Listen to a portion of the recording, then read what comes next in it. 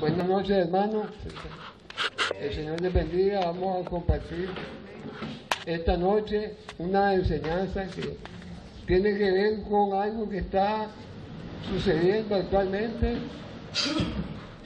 como son los ataques a la veracidad de la Biblia.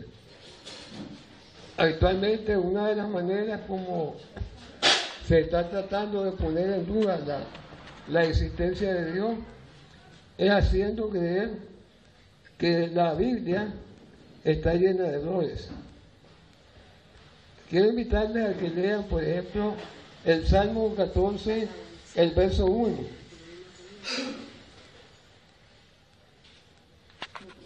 Salmo 14, verso 1. Amén. Si lo puede leer, hermano. Palabra de Dios, le damos al Padre, al Hijo y al Santo Espíritu. Dice así: dice el necio en su corazón, no hay Dios. Amén. Se han corrompido, hacen obras abominables. No hay quien haga el bien. Amén.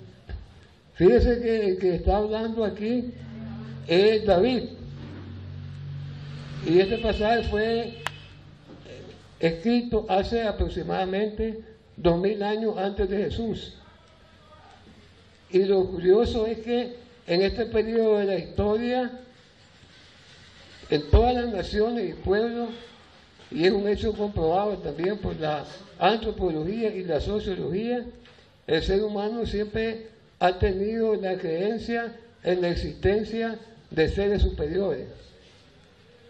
Por ejemplo, en las civilizaciones griegas, como también en egipcia, predominaba el politeísmo como forma de religión. Por ejemplo, ya para la época de Jesús, aquí en América, se practicaba también el politeísmo. Nuestros antepasados tenían como Dios principal a Cipaltomal, o serpiente emplumada. El hecho es que históricamente el ser humano siempre ha creído en seres superiores. Pero David dijo el hombre en su necio corazón, no existe Dios. Quiere decir que cuando David expresaba esta frase, se estaba refiriendo a un tiempo futuro. Estaba hablando de hoy. El científico americano de nombre Kurt Berger realizó un seminario hace poco tiempo allá en Estados Unidos y tenía como objeto el de afirmar o asegurar que Dios no existe porque la Biblia tiene contradicciones, según el Kurt Berger. Y el pasaje que él tomaba como referencia es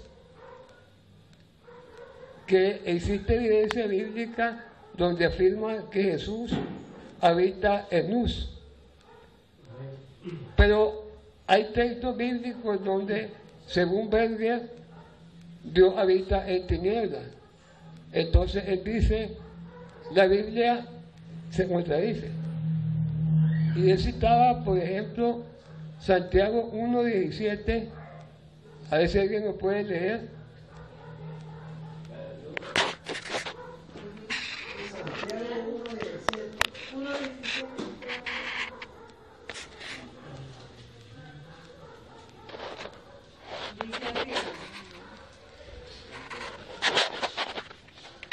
Toda buena dádiva y todo don perfecto desciende de lo alto, del Padre de las luces, en el cual no hay mudanza ni sombra de variación. Amén. También Primera de Timoteo 6:16. Primera de Timoteo 6:16.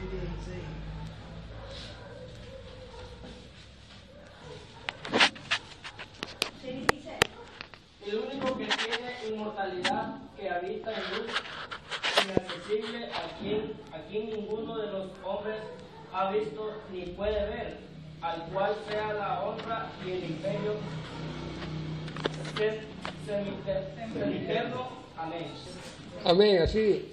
Si nota, de acuerdo a Santiago y de acuerdo a Timoteo, ¿Dios habita dónde? En luz, porque Él es luz. Pero entonces el varón contrastaba estos versos con Primera de Reyes, capítulo 8, verso 12. Capítulo 8, verso 12.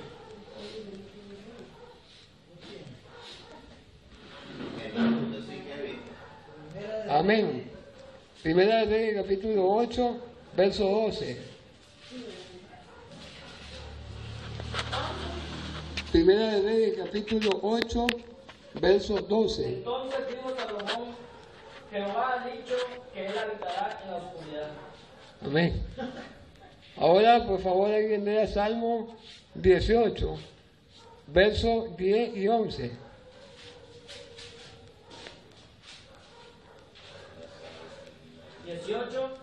Versos 10 y 11.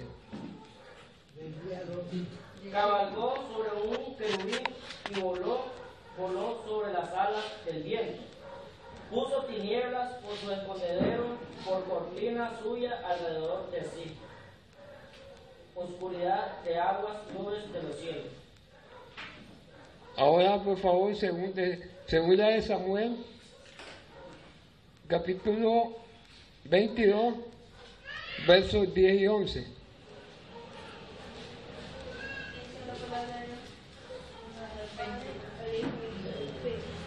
Y el rey de Israel y Josafat, rey de Judá, estaban sentados cada uno en sus sillas, vestidos de sus ropas reales en la plaza junto Segunda a la de entrada. Samuel, verso 22, capítulo 22, versos 10 y 11. 22, 10 y 11. Sí. Inclinó los cielos y descendió, y había tinieblas debajo de sus pies, y cabalgó sobre un querubín y voló sobre las alas del viento. Amén. Entonces note esto. De acuerdo a lo que es escrito en el libro de Reyes, Salomón está hablando acerca de la dedicación del templo. Y está hablando de Jehová y diciendo Jehová que habita en la tiniebla. Amén. ¿Se fijaron? Sí. Y luego el Salmo dice que Dios está rodeado por oscuridad, por tiniebla de oscuridad, o por nubes de oscuridad. ¿Prestaron atención? 20. Entonces, aparentemente hay una contradicción, porque leímos en Santiago y leímos en Primera de Timoteo que Dios es luz y que habita en luz. Amén. Cuando suceden estas supuestas contradicciones, nos vemos obligados a recurrir entonces al idioma original en que fue escrita la Sagrada Escritura.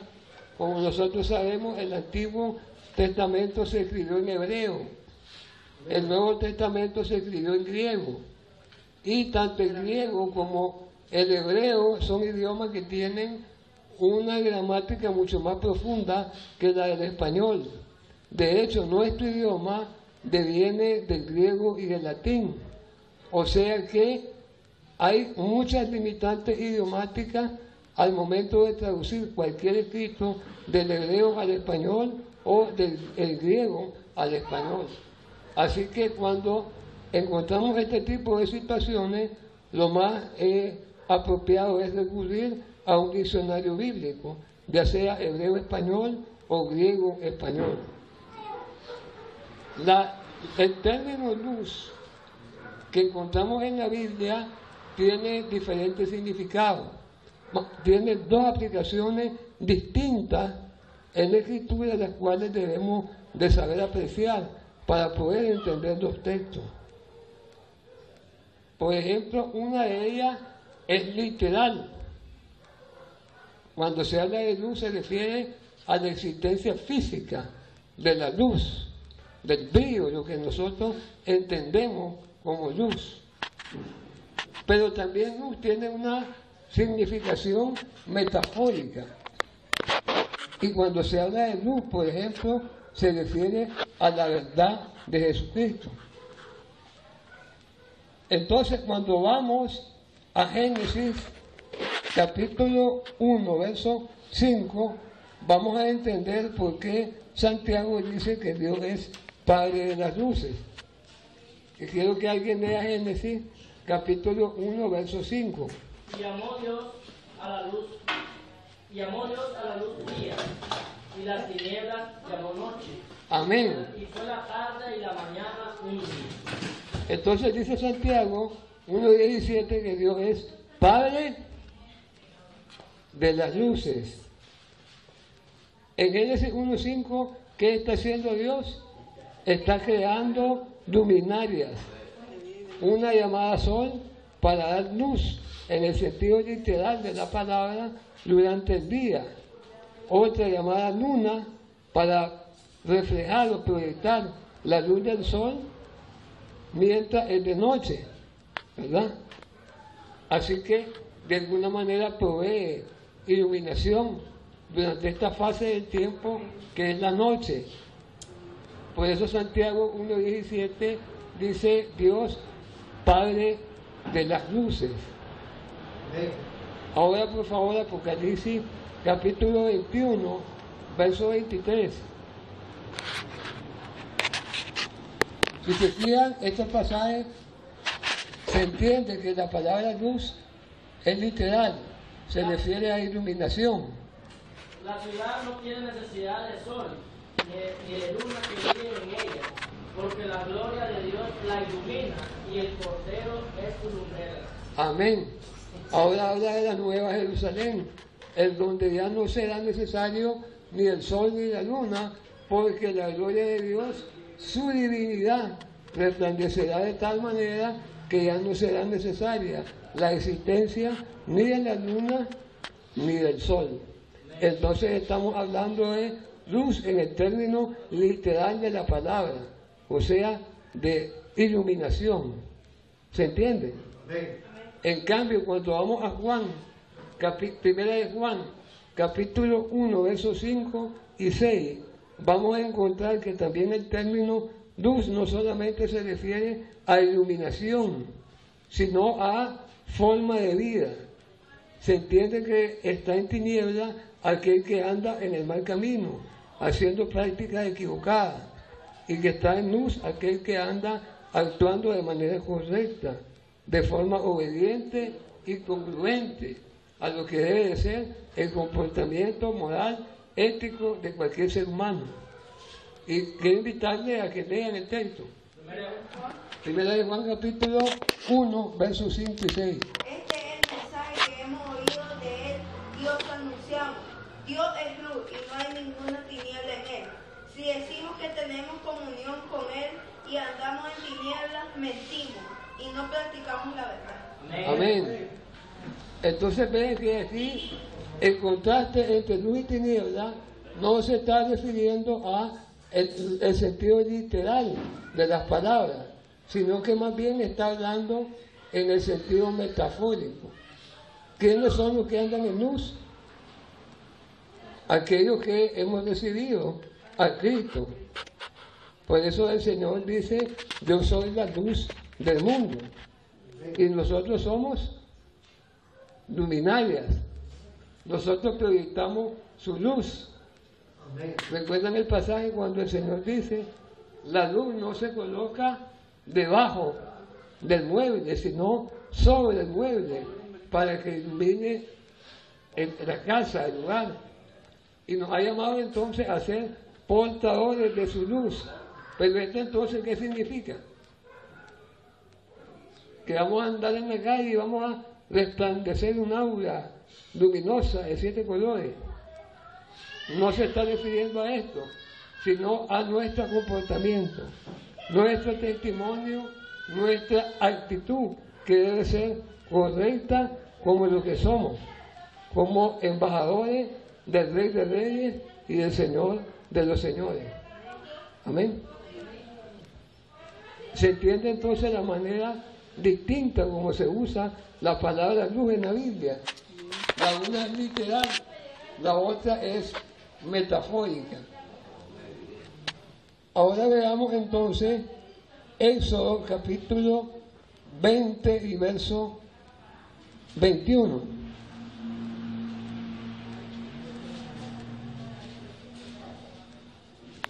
20:21. Amén. Mas si sobreviviere por un día o dos, no Éxodo. será castigado. Éxodo capítulo 20, 20:21. verso 21. Entonces el pueblo estuvo a lo lejos y Moisés se acercó a la oscuridad en la cual estaba Dios.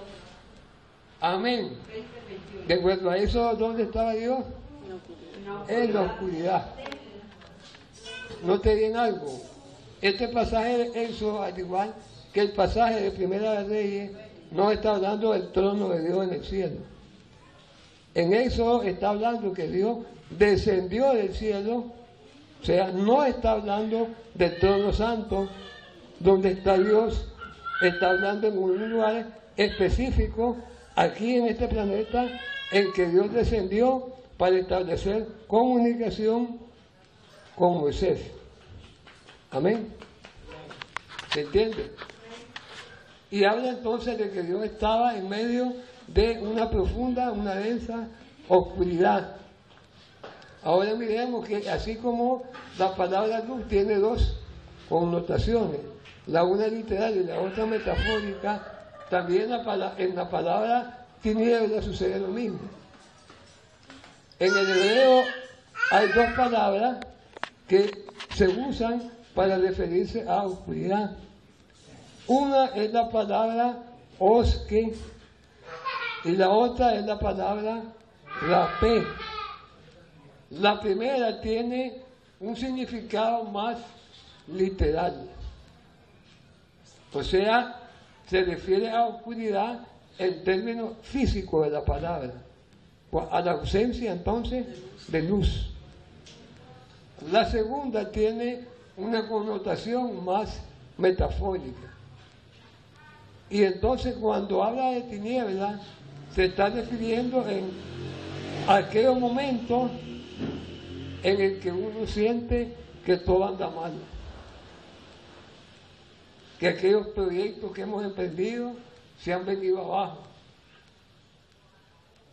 Que damos un paso hacia adelante, pero después vienen dos para atrás. Son momentos en los que sentimos como que si una nube oscura pesa sobre nosotros. ¿Se entiende? Hiciste la frase, las estrellas me iluminan al revés. Hasta los enamorados dicen, si tú no estás, siento que mi cielo está nublado. No veo el sol no brilla igual. Es una expresión metafórica. Se acuesta el sol de mi vida. Son expresiones metafóricas. En el hebreo son bastante utilizadas este tipo de recursos gramáticos por la riqueza en sí del idioma hebreo. Entonces cuando habla aquí en Éxodo 20, verso 21, de que Dios se hizo rodear de una oscuridad, fue en el sentido literal, en un momento circunstancial, para proteger la vida de Moisés. ¿Qué habría pasado si Dios desciende como lo que Él es? La luz de la gloria de Dios habría aniquilado el cuerpo físico, humano y lleno de pecado de Moisés. El cuerpo humano no puede resistir la gloria de la santidad de Dios. Podemos verlo mejor ahí mismo en Éxodo, en el capítulo 33, verso 20.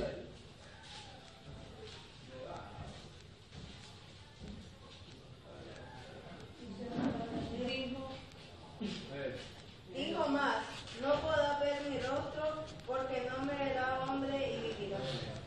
Amén. Ahora entendemos por qué Dios se hizo cubrir en esa circunstancia, de manera que Moisés pudiera escuchar la voz de Dios, pero sin verlo. para que el resplandor de la presencia de Dios no acabara con su vida. Comprendemos la manera como Dios actúa. Entonces no está hablando aquí de que hay contradicciones en la Biblia, porque en este capítulo no estamos hablando del lugar donde Dios habita en el cielo, sino que estamos hablando de un momento en el que Dios vino a transmitir un mensaje a Moisés. Podemos entender mejor también leyendo Job, capítulo 3, verso 5.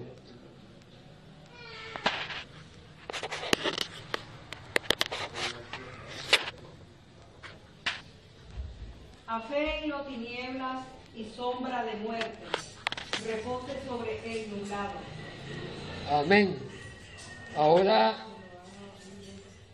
Primera de Samuel, capítulo 2, verso 9. Capítulo 2, verso 9. Él guarda los pies de sus santos, mas los impíos perecen en tinieblas, porque nadie será fuerte por su propia fuerza. Entonces en Job, como en Samuel, cuando habla de tinieblas no se refiere a la existencia física de la tiniebla, o sea, ausencia de luz, sino que se habla de tiniebla, por ejemplo, cuando alguien está en pecado o cuando está en un periodo de angustia, de gran tristeza, de luto. Entonces la Biblia hace referencia a esto como un periodo en que el ser humano siente como que está en tinieblas. ¿Comprendemos? Entonces cuando Salomón habló diciendo que Jehová habita en la tiniebla, lo que está diciendo es que aún en medio de las peores circunstancias, aún en medio del dolor, de la tristeza, de la angustia, de la desolación que pueda vivir o experimentar un ser humano, en medio de esa adversidad, ahí está Dios tomando control de cada situación. Ahí en medio de ese desierto, donde solo había arena y aparentemente ahí no había nada que hacer, ahí la presencia de Dios descendió en la vida de Moisés. Y en medio de esa nube oscura, ahí Moisés escuchó la voz de Dios y ahí encontró la respuesta, el camino, la manera en donde más adelante él hizo llegar al pueblo hacia la Canaán prometida. Entonces, en estas circunstancias difíciles que para nosotros son oscuras, cuando Dios aparece en nuestra vida. Y es entonces cuando lo ordinario se vuelve extraordinario. Es entonces cuando decimos, de oídas te había oído, mas ahora mis ojos te ven. Para que haya un milagro, tiene que haber una circunstancia adversa. Amén. Por eso la Biblia dice que su gloria se manifiesta en la debilidad del ser humano. Es en esos momentos de oscuridad cuando comprendemos que la luz de Dios es infinitamente radiante y luminosa. Como cuando amanece el día y vemos a ese sol que luce imponente en el cielo, así de igual manera cuando estamos en estas circunstancias nubladas a nuestro alrededor, es cuando de pronto la mano de Dios aparece y entendemos que Él es luz. Entonces los pasajes no son contradictorios. El varón lo que hace es tomar uno y otro texto y sin explicar el trasfondo gramatical y contextual, él lo hace hacer aparentar como que si hubiese contradicción. Hay un pasaje que dice que Jehová alumbrará mis tinieblas. Amén, así es. Algo similar sucedió a la muerte de Jesús. Cuando Jesús murió en el Calvario, hubieron ¿cuántas horas de oscuridad? 3 horas de oscuridad. Algunos especulan que fue un eclipse, pero realmente no fue ningún eclipse. fue tiniebla que Dios permitió, porque en ese momento Dios estaba ahí consolando a su hijo. Y si no ha sido por esas 3 horas de oscuridad, no hubiera quedado vivo ninguno de los seres humanos que estaban ahí. Porque la gloria de Dios, su luz pudiera, porque la gloria de Dios, su luz pudiera eliminar a los que estaban ahí. Hasta en ese momento, Dios muestra su misericordia, protegiendo, salvaguardando el bienestar de los ahí presentes, aunque estaban crucificando a Cristo, el Hijo de Dios. Por eso es que dice la Biblia que siempre se aparecía al pueblo de Israel en una nube de gloria. Amén. Ahí se abrió la tierra también, ¿verdad? Así es. Y mató gente ese día. Para proteger, ¿verdad?, siempre la vida humana. No hay contradicciones en la Biblia. ¿Comprendemos? Nada más como cristianos debemos de profundizar, como bien dice la Escritura, escudriñando. ¿Y qué es escudriñar? Es descubrir, es ir más allá de lo que está superficialmente escrito. Amén. Si tienen preguntas. Bueno, y bueno, ¿cómo se dice? Que Dios está en la oscuridad, cualquier necesidad. Es una contradicción. Pero digo, ¿quién puede controlar a Dios? Puede hacer lo que quiera.